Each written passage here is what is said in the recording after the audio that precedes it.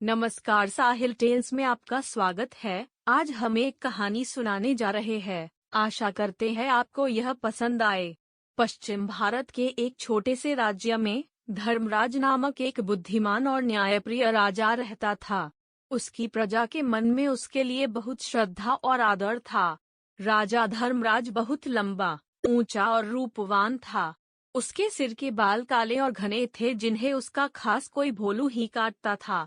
भोलू यह काम कई वर्षों से कर रहा था और अपने शाही हज्जाम होने का उसे बहुत गर्व था। पर भोलू को एक बात का बहुत ध्यान रखना पड़ता था। जब भी वह राजा के बाल काटने जाता, उसे याद रखना पड़ता कि वह राजा के साथ बिल्कुल अकेला हो। उस समय किसी का भी शाही कमरे में आना सख्त मना था।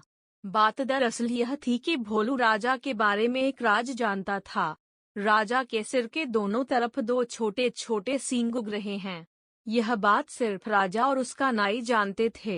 जब भोलू ने पहली बार यह नजारा देखा तो वह भौचक्का रह गया। लेकिन उसने राजा से वादा किया कि इस बात का जिक्र वह कभी किसी से नहीं करेगा। महाराज, आप निश्चिंत रहें, भोलू राजा से बोला। आपका यह राज मेरे पास सुरक्षित है। किसी और को इस बात की कानो कान भी खबर नहीं होने पाएगी। ऐसा सुनकर राजा धर्मराज ने राहत महसूस की।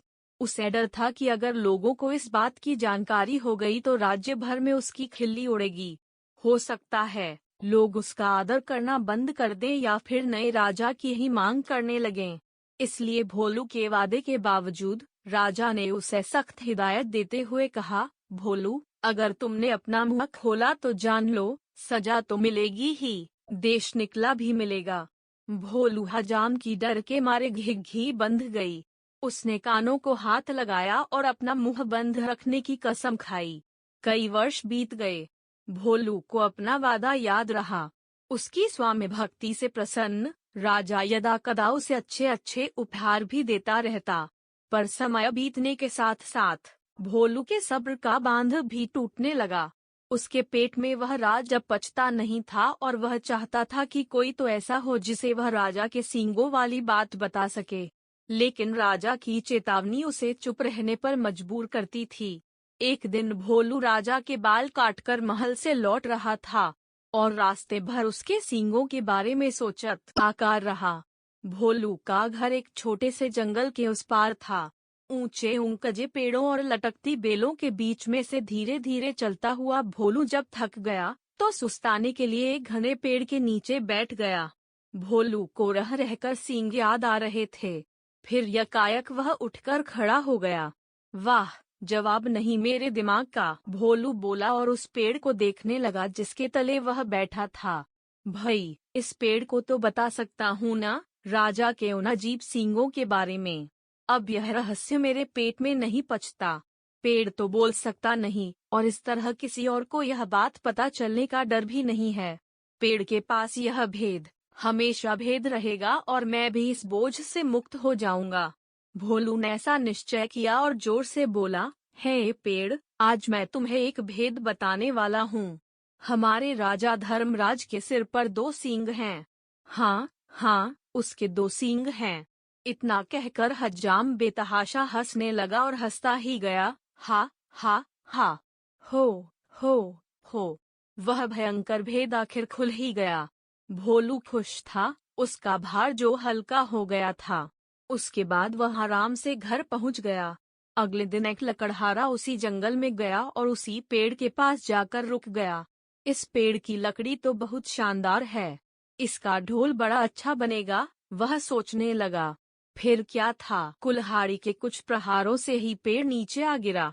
लकड़हारे ने वह लकड़ी एक ढोल बनाने वाले के हाथों बेच दी और उसने एक बहुत सुंदर ढोल तैयार कर दिया।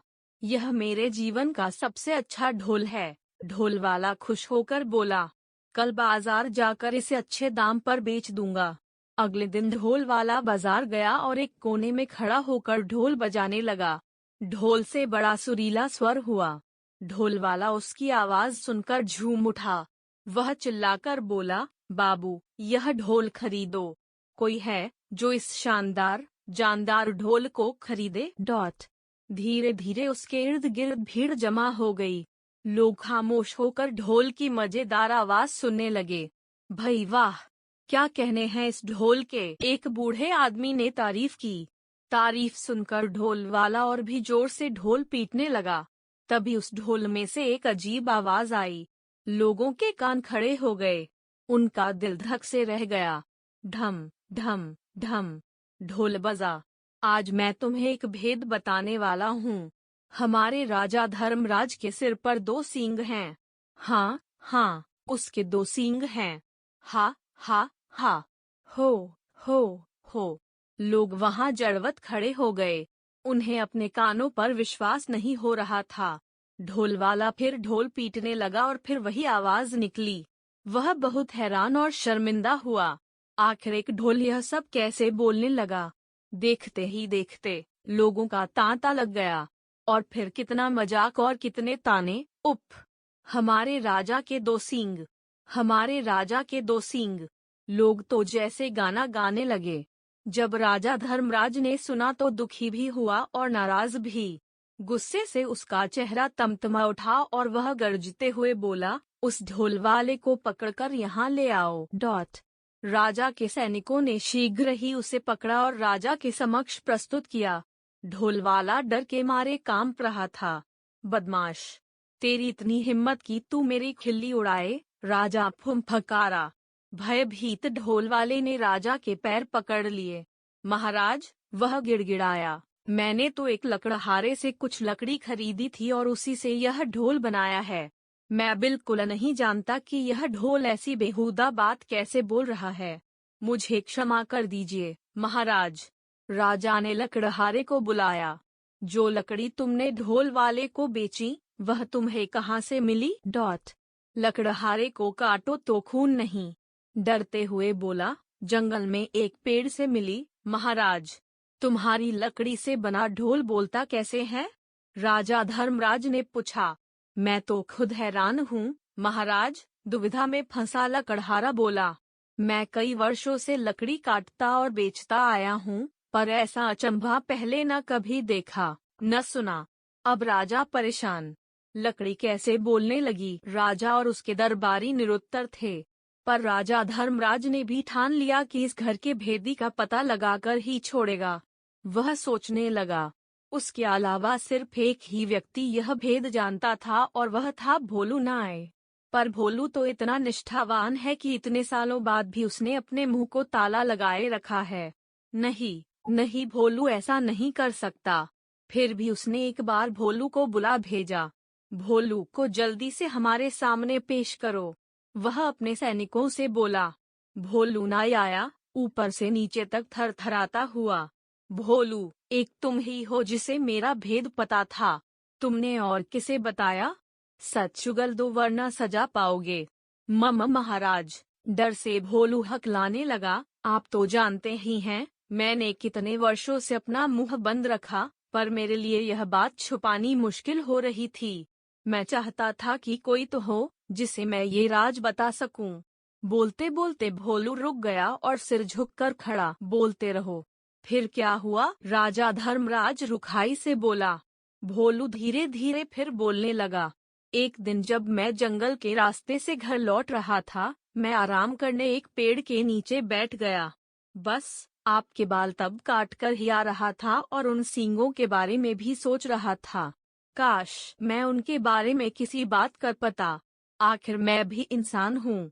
तभी मेरे दिमाग में एक बात आई और मैं पेड़ को यह राज बताकर हल्का हो गया। सोचा कि पेड़ को बताने से क्या नुकसान, क्या मालूम था कि इसकी लकड़ी ही बोल पड़ेगी।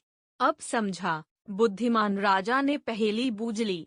वह पेड़ जादुई था, सुन बोल सकता था, इसलिए उसकी लकड़ी से बने ढोल को जैसे ही पीटा गया, वह बोलने लगा। और जो कुछ तुमने मेरे सींगों के बारे में कहा, वही शब्द वह दोबारा दोहराने लगा। जादुई ढोल की उलझन सुलझाने के बाद राजा ने भोलू नाय की तरफ देखा। भोलू शर्म से सिर झुकाए खड़ा था। लकड़हारा और ढोल वाला भी पाने हाथ बांधे सजा का आदेश सुनने के लिए खड़े थे। राजा धर्मराज बुद्धिमान ही नहीं, न्यायप्रिय भी था। उसने तीनों को क्षमा कर दिया क्योंकि वह जानता था कि ढोल के जादुई होने में उनका कोई दोष नहीं था। वह मुड़ा और उनसे बोला, मैं तुम सबको माफ करता हूँ। तुम तीनों लोग जा सकते हो। तीनों को अपने को क्षमादान मिलने पर विश्वास नहीं हुआ। राजा नमन करते हुए वे बोले, राजन, आप महान हैं। आपकी इस कृपा के लिए शत शत धन्यवाद।